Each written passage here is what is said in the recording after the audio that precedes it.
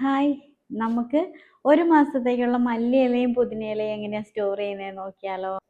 ഇത് ഫുള്ള് മല്ലിയിലയാണ്, ഇത് ഫുള്ള് പുതിനയിലയാണ്. എനിക്കിവിടെ മല്ലിയിലയെക്കാട്ടിലും കൂടുതൽ ആവശ്യം പുതിനയിലയാണ്. പുതിനയില ഉപയോഗിച്ചിട്ട് ഞാൻ നമ്മുടെ ഗട്ട് ഹെൽത്തിനൊക്കെ വളരെ യൂസ്ഫുള്ളായ ഒരു ഡിഷ് ഉണ്ടാക്കാറുണ്ട്. അതും കൂടി ഞാൻ ഈ വീഡിയോയിൽ കാണിച്ചു തരാം കേട്ടോ. മല്ലിയിലയും പുതിനയിലയും സ്റ്റോർ ചെയ്യാൻ വേണ്ടിയിട്ട് എടുക്കുമ്പം അത് ഏറ്റവും ഫ്രഷ് ആണെന്ന് നിങ്ങൾ ഉറപ്പ് വരുത്തണേ. ഏറ്റവും ഫ്രഷ് ആണെങ്കിലാണ് നമുക്ക് 1 മന്ത് 1.5 മന്തൊക്കെ സ്റ്റോറേജ് ലൈഫ് കിട്ടുക. ഇനി നമുക്ക് ഇതെങ്ങനെയാണ് സ്റ്റോർ ചെയ്യേണ്ടതെന്ന് നോക്കാം. ഞാനിത് ക്ലിംഗ് റാപ്പിലാണ് സ്റ്റോർ ചെയ്യാൻ വേണ്ടി എടുക്കുന്നത്. അപ്പോൾ ഈ ക്ലിംഗ് റാപ്പിൽ വെക്കുമ്പോഴാണ് ഏറ്റവും കൂടുതൽ ഇത് ഫ്രഷ് ആയിട്ടിരിക്കുന്നതായിട്ട് എനിക്ക് മനസ്സിലായേക്കുന്നത്.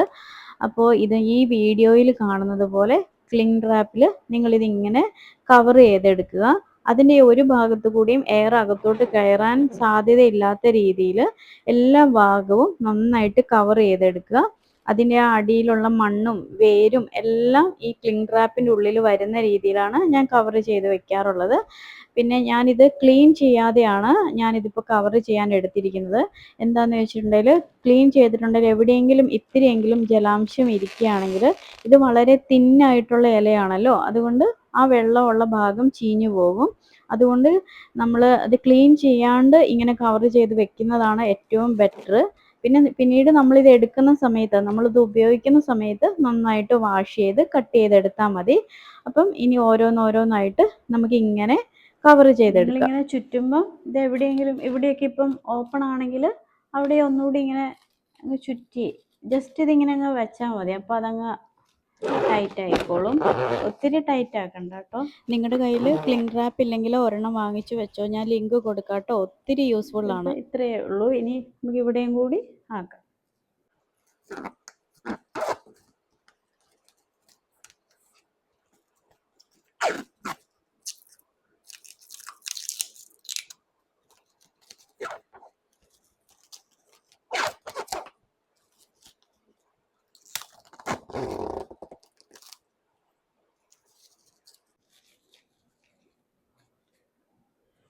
അമർത്തണ്ട കേട്ടോ, ജസ്റ്റ് ഒന്ന് തൊട്ടാൽ മതി. അപ്പോഴത്തേക്ക് ഇതെല്ലാം കൂടി അങ്ങ് സെറ്റ് ആയിക്കോളും. ഇങ്ങനെ വയ്ക്കാം. നിങ്ങളിങ്ങനെ പാക്ക് ചെയ്യുമ്പോൾ ഒരു കാര്യം ശ്രദ്ധിച്ചാൽ മതി. ഒരു തവണ യൂസ് ചെയ്യാനുള്ളത് മാത്രം എടുത്ത് വെച്ചാൽ മതി. അല്ലെങ്കിൽ നമ്മൾ ഇതുപോലെ ഇങ്ങനെ പാക്ക് ചെയ്ത് കഴിഞ്ഞിട്ട് പിന്നെ ഇതിൻ്റെ ഉള്ളിൽ നിന്ന് നമുക്ക് ഒരു പീസ് എടുത്ത് പിന്നെ ബാക്കി വീണ്ടും കവർ ചെയ്ത് തിരിച്ചു വെക്കുക എന്ന് പറയുന്നത് ഇത്തിരി ബുദ്ധിമുട്ടായിരിക്കും, നമുക്ക് മടി തോന്നും. അപ്പം അതുകൊണ്ട് ഏറ്റവും ബെറ്റർ ഈ ഒരു തവണ എടുക്കുന്നത് ഫുള്ള് ആ ഒരു കറിയിലോട്ട് യൂസ് ചെയ്യാം. ഒരു കറിയിൽ യൂസ് ചെയ്യാനുള്ളത് മാത്രം എടുത്താൽ മതി കേട്ടോ.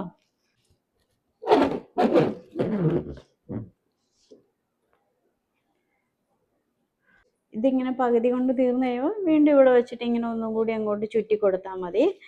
ഞാൻ നമ്മുടെ കറിവേപ്പില സ്റ്റോർ ചെയ്യുന്ന വീഡിയോ ഇട്ടായിരുന്നല്ലോ. ആ വീഡിയോ ഇട്ടപ്പോൾ മാത്രമല്ല, എൻ്റെ എല്ലാ വീഡിയോസിലും ഏറ്റവും കൂടുതൽ ഞാൻ ഈ സ്റ്റോറേജ് വീഡിയോസ് ഇടാൻ തുടങ്ങിയപ്പോൾ തൊട്ട് എനിക്ക് ഏറ്റവും കൂടുതൽ റിക്വസ്റ്റ് വന്നിട്ടുള്ള ഒരു കമൻറ്റ് ഇതാണ്, മല്ലിയിലയും പുതിനയിലയും സ്റ്റോർ ചെയ്യുന്ന വീഡിയോ ഇടാമോ എന്ന്. ഓക്കെ, നമ്മളിതും ഇങ്ങനെ കവർ ചെയ്തെടുത്തിട്ടുണ്ട്.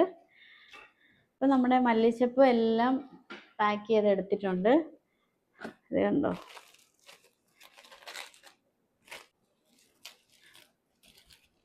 അങ്ങനെ മല്ലിച്ചപ്പ് എല്ലാം ചെയ്ത് കഴിഞ്ഞു. ഇനി നമുക്ക് നമ്മുടെ പുതിനയിലയും കൂടി നോക്കാം. പുതിനയില ഇതേ മെത്തേഡ് ഉപയോഗിച്ച് തന്നെ ചെയ്താൽ മതി. കൊറിയാണ്ടർ ലീവ്സ് ആണേ കൂടുതൽ നാളിരിക്കുക. പുതിന അത്ര ഇരിക്കില്ല, എങ്കിലും ഒരു 10-20 ദിവസം വരെയൊക്കെ നമുക്ക് സേഫായിട്ട് ഉപയോഗിക്കാൻ പറ്റും. ഇവിടെ എനിക്ക് കൊറിയാണ്ടർ ലീവ്സിനെക്കാട്ടിലും എനിക്ക് ആവശ്യമുള്ളൊരു സാധനമാണ് ഈ മിൻറ്റ് ലീവ്സ്. എന്താണെന്ന് വെച്ചിട്ടുണ്ടെങ്കിൽ നമ്മുടെ ഗട്ട് ഹെൽത്തിനും നമ്മുടെ വെയിറ്റ് ലോസിനും അല്ലെങ്കിൽ വെജിറ്റേറിയൻസിനും ഒക്കെ ഹെൽപ്ഫുൾ ആകുന്ന ഒരു അടിപൊളി ഡിഷുണ്ട്. അത് നമുക്ക് ചപ്പാത്തിയുടെ കൂടെ, ചോറിൻ്റെ കൂടെ, പുളിപ്പിച്ചിട്ടുണ്ടാക്കുന്ന അപ്പത്തിൻ്റെ അങ്ങനത്തേൻ്റെ ഒന്നും കൂടെ അത്ര സെറ്റ് ആവില്ല. പൂരി, ചപ്പാത്തി, ബ്രെഡ്, അങ്ങനെയുള്ള അതായത് പുളിയില്ലാത്ത ഭക്ഷണത്തിൻ്റെയൊക്കെ കൂടുതൽ അടിപൊളിയായിട്ട് പോകുന്ന ഒരു ഈവൻ വെറുതെ കഴിക്കാനാണെങ്കിൽ ഇപ്പം വയറ്റിലൊക്കെ എന്തെങ്കിലും പ്രശ്നം, ദഹനക്കേട്, അല്ലെങ്കിൽ വയറ്റിൽ നല്ല ബാക്ടീരിയാസിൻ്റെ കുറവ് കൊണ്ടുണ്ടാകുന്ന എന്തെങ്കിലുമൊക്കെ പ്രശ്നങ്ങൾ കൊണ്ടൊക്കെ ബുദ്ധിമുട്ടുന്നവരാണെങ്കിൽ ഇത് എന്നും കഴിച്ചാലും അടിപൊളിയാണ്. ഇതെൻ്റെ അറബി അമ്മച്ചി എന്നെ പഠിപ്പിച്ച ഒരു ഡിഷാണ്. അറബികൾ എല്ലാ ദിവസവും അവർ 3 നേരവും ഭക്ഷണത്തിൽ ഉൾപ്പെടുത്തുന്ന ഒരു ഡിഷാണ്. അതെങ്ങനെ ഉണ്ടാക്കണമെന്ന് ഞാൻ കാണിച്ചു തരാം. ഡിഷ് എന്നൊന്നും പറയാൻ പറ്റില്ല, ഭയങ്കര സിമ്പിളാണ്. ഒരു 2-3 ഇൻഗ്രീഡിയൻസ് കൂട്ടി മിക്സിയിൽ ഒന്ന് കറക്കി എടുത്തിട്ടുണ്ടെങ്കിൽ നമ്മുടെ ഫുഡ് റെഡിയാണ്, മീൻസ് നമ്മുടെ ഡിഷ് റെഡിയാണ്. അപ്പം ഞാൻ അതുകൂടി എങ്ങനെ ഉണ്ടാക്കുന്നതെന്ന് കാണിച്ചു തരാം കേട്ടോ. അത് എന്നിട്ട് ഉണ്ടാക്കി നോക്കിയിട്ട് നിങ്ങൾ ഇഷ്ടപ്പെട്ടോ എന്നൊന്ന് കമൻറ്റ് ചെയ്യണേ. എൻ്റെ വീഡിയോ കാണുന്ന നിങ്ങൾ എല്ലാവരും ആ ഡിഷ് ഉണ്ടാക്കി നോക്കണമെന്ന് ഞാൻ ആഗ്രഹിക്കാം. ചപ്പാത്തിയുടെ കൂട്ടത്തിലൊക്കെ അടിപൊളിയായിട്ട്, ചപ്പാത്തിയുടെ കൂടെ നിങ്ങൾ സാധാരണ ഉണ്ടാക്കുന്ന കറികളൊക്കെ ഉണ്ടാക്കിക്കോളൂ. ബട്ട് അതിൻ്റെ കൂട്ടത്തിലൊരു സൈഡ് ഡിഷായിട്ട് ഈവൻ നമ്മുടെ നെയ്ച്ചോറ്, നമ്മുടെ ബിരിയാണി, അതിൻ്റെ കൂട്ടത്തിലും ഒക്കെ അടിപൊളിയായിട്ട് പോകുന്ന ഒരു ഡിഷാണ്. അങ്ങനെ നമ്മളിത് എല്ലാതും റെഡിയാക്കി എടുത്തിട്ടുണ്ട്. ഇത് കുറച്ച് അധികമുണ്ട്. വീട്ടിലെ ആവശ്യത്തിന് വേണ്ടി എടുത്തു വയ്ക്കുമ്പോൾ ഇത്രയൊന്നും വേണ്ട. ഞാൻ പിന്നെ വീഡിയോയിൽ കാണിക്കുമ്പോൾ കുറച്ചേറെ കാണിച്ചാലല്ലേ ഒരു ഭംഗിയുള്ളൂ. അതുകൊണ്ട് ഞാൻ ഇത്രയും കാണിച്ചതാണേ. അപ്പം ഞാൻ ഇനി വരുന്ന വീഡിയോകളിൽ ഇത് അപ്ഡേറ്റ് ചെയ്യാം കേട്ടോ. ഇത് ചിലർക്ക് ഡൗട്ടുണ്ട്, ഇതൊക്കെ ഞാൻ വെറുതെ പറയണതാണോ എന്ന്. വെറുതെ ഒന്നും പറയണമല്ല കേട്ടോ. വെറുതെ പറയുന്നൊന്നും നമ്മൾ ചെയ്യാറില്ല. വെറുതെ അങ്ങനെ പറ്റിക്കാൻ വേണ്ടി ഒന്നും ഞാൻ ചെയ്യാറില്ല.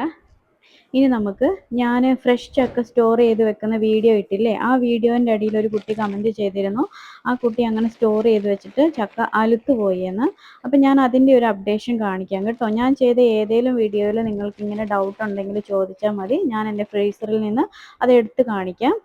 ഇത് കണ്ടോ, ഇത് നല്ല സ്ട്രോങ് ആയിട്ടാണ്, കല്ല് പോലെയാണ് ഇരിക്കുന്നത്. ഞാൻ പറഞ്ഞ അതേ മെത്തേഡ് ഉപയോഗിച്ച് നിങ്ങൾ ചെയ്യുകയാണെങ്കിൽ 1 വർഷം വരെയും ഇത് ഒരു കേടൊന്നും വരത്തില്ല. ഇതാണ് ഞാൻ അന്ന് സ്റ്റോർ ചെയ്ത് വെച്ച ചക്കയുടെ ഇപ്പോഴത്തെ അവസ്ഥ. അപ്പോൾ ആ കുട്ടിയുടെയും മറ്റുള്ള ആർക്കെങ്കിലും ഒക്കെ ഡൗട്ട് ഉണ്ടെങ്കിൽ എല്ലാവർക്കും ക്ലിയർ ആയി എന്ന് വിശ്വസിക്കുന്നു. ഇതൊന്ന് കണ്ടു നോക്കൂ കേട്ടോ.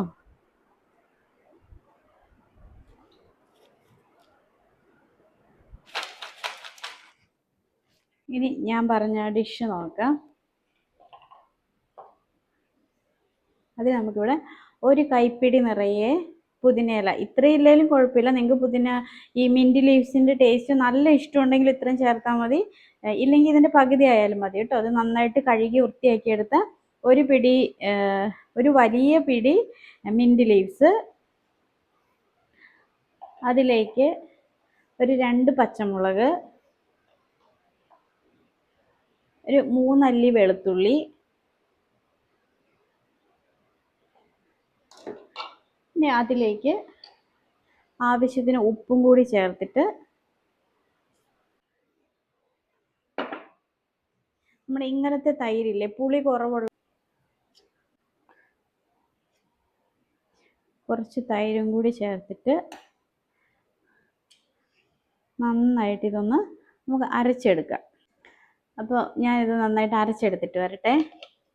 ഇത് നന്നായിട്ട് അരച്ചെടുത്തിട്ടുണ്ട്. അപ്പോൾ ഇത് ഇങ്ങനെ കിട്ടിയിട്ടുണ്ട്. ഇനി നമുക്ക് ഇതിലേക്ക് ഒഴിക്കാം. എന്നിട്ട് നമുക്ക് ഇഷ്ടമുള്ള അത്രയും തൈരും കൂടി ചേർത്തിട്ട് ഇത് നന്നായിട്ട് മിക്സ് ചെയ്തെടുക്കാം.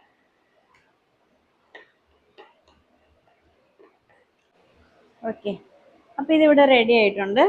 ഇത്രയേ ഉള്ളൂ. ഇനി നമുക്ക് ഇഷ്ടമുള്ള എന്തിൻ്റെ കൂട്ടത്തിൽ വേണമെങ്കിലും ഇത് കഴിക്കാം. ഇത് കഴിച്ചു കഴിയുമ്പോൾ നമ്മുടെ വയറിന് നല്ലൊരു കൂളിംഗ് എഫക്റ്റ് ആയിരിക്കും. അപ്പോൾ ഇതൊന്ന് ട്രൈ ചെയ്ത് നോക്കണേ. ഇത് നമ്മുടെ ഹെൽത്തിന് ഒരുപാട് നല്ലതാണ്. ഞാനിത് എൻ്റെ അറബിക് മില്ലറ്റ് ദോശയുടെ റെസിപ്പിയുടെ കൂട്ടത്തിൽ ഇത് ഇട്ടിട്ടുണ്ട്. മില്ലറ്റ് ദോശയുടെ കൂട്ടത്തിലൊക്കെ ഇത് വളരെ സൂപ്പറായിട്ട് പോകുന്ന ഒരു റെസിപ്പിയാണ്. അപ്പോൾ എല്ലാവരും ഇതൊന്ന് ട്രൈ ചെയ്ത് നോക്കിയിട്ട് ഇഷ്ടപ്പെട്ടോ എന്നൊന്ന് കമൻറ്റ് ചെയ്യണേ. വളരെ സിമ്പിൾ അല്ലേ ഇത്. അപ്പോൾ ഇത്രയേ ഉള്ളൂ ഇന്നത്തെ നമ്മുടെ വീഡിയോ. അപ്പോൾ ഇതൊക്കെ എല്ലാവർക്കും ഇഷ്ടപ്പെട്ടെന്നും എല്ലാവർക്കും ഉപകാരപ്പെട്ടു എന്ന് വിശ്വസിക്കുന്നു. ഞാൻ ഇനി ഒരു അടിപൊളി കോഫിയുടെയും ഒരു 2 മിനിറ്റ്സും കൊണ്ട് നമുക്ക് റെഡിയാക്കാൻ പറ്റുന്ന ഒരു ഗാർലിക് ബണ്ണിൻ്റെ റെസിപ്പി ആയിട്ട് വരാവേ.